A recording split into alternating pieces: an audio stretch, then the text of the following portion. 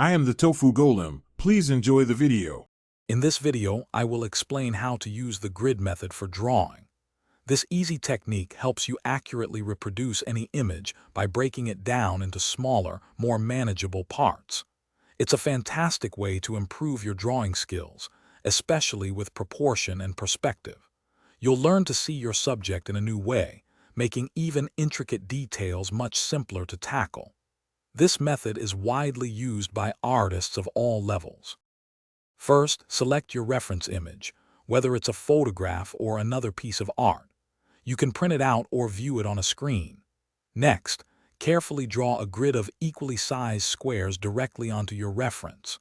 Use a ruler and a light pencil to ensure your lines are straight and consistent. A popular starting point is to use 1-inch squares, but you can adjust this based on your image's complexity. Now, transfer that same grid pattern onto your drawing paper. It's crucial that your drawing paper has the exact same number of squares as your reference image.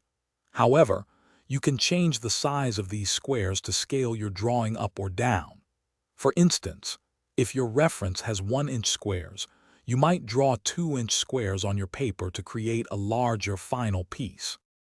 With both grids ready, you can begin drawing. Concentrate on one square at a time, carefully observing the lines and shapes within its corresponding square on your reference. Draw only what you see in that specific section.